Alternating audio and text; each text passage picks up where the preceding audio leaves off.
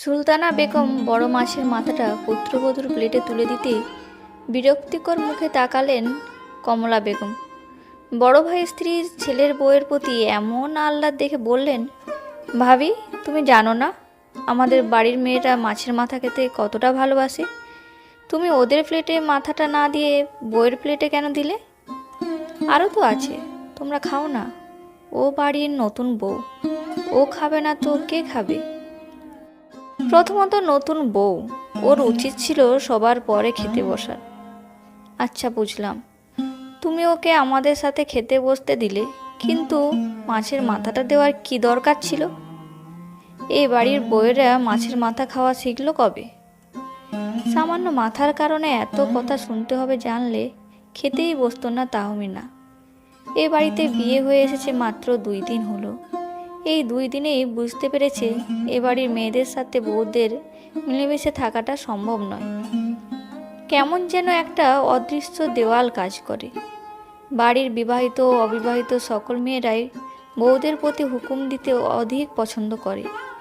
কাজের চাপ থাকলেও তারা সাহায্য করে না, উল্টে সময় সময় নানান জিনিস রান্নার কথা বলে যায়। কিন্তু ছোট বড় সবার সামনে সামান্য একটা মাছের মাথার জন্য কথা শুনতে হলো। মনে পড়ে গেল বাবার কথা। তার বাবা বিয়ের আগের দিন মাছের মাথাটা মেয়ের প্লেটে তুলে দিয়ে বলতেন, আমার ঘরে যতদিন আছে খাবে, কে জানে পরের বাড়িতে কেমন কি হবে। তাহমিনার 2 চোখ ছলছল করে উঠল। বাবা বুঝি এই দিনটার কথাই বলছিল তাকে। মাথা নিচু করে প্লেট থেকে মাথাটা তুলে রাখবেই সেই মুহূর্তে সুলতানা বেগম ধমকের সুরে বললেন, তুমি মাথাটা রেখে দিচ্ছ কেন? তোমাকে খেতে দিয়েছি, তুমি খাবে। তোমার বাবা আমাকে বলেছে তোমার কতটা পছন্দের খাবার এটা। আমি চাই না তুমিও এই বাড়িতে এসে আমার মতো নিজের পছন্দগুলো ছেড়ে দিতে শেখো।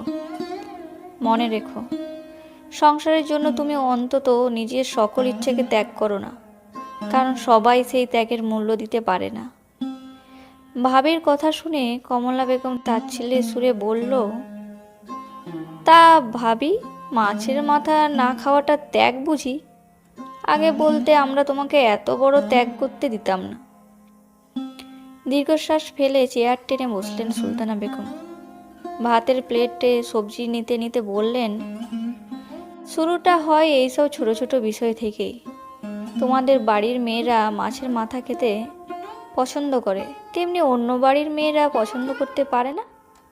আমার কথাটাই ধরো, বিয়ের আগে আমি মুরগির রান ছাড়া ভাত খাইনি।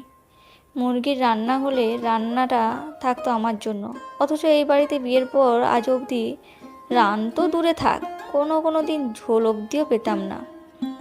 তাই বলে কি আমার খেতে ইচ্ছে করেনি?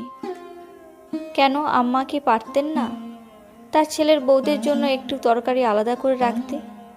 নিজের মেয়েদের প্লেটে 1 টুকরো কম দিয়ে ছেলের বউয়ের প্লেটে তুলে দিতে? তোমার মেয়ের বিয়ের পর এসব সহ্য করলে মেনে নিতে পারবে? কমলা বেগম চিন্তায় পড়ে গেলেন। কথাটা কি অনেকাংশে সত্য নয়? সুলতানা বেগম ছেলের বউয়ের প্লেটে মুরগির রান তুলে দেওয়ার সময় বললেন, আমি না হয় নিয়মের বাইরে শাশুড়ি হয়ে থাকলাম, এখন আর সমাজের বাকিদের মতো নিয়ম মেনে কাছের মানুষকে পর ভাবার ইচ্ছে করে না। আমার ছেলের বউ না হয় আমার মেয়ে হয়েই থাকুক,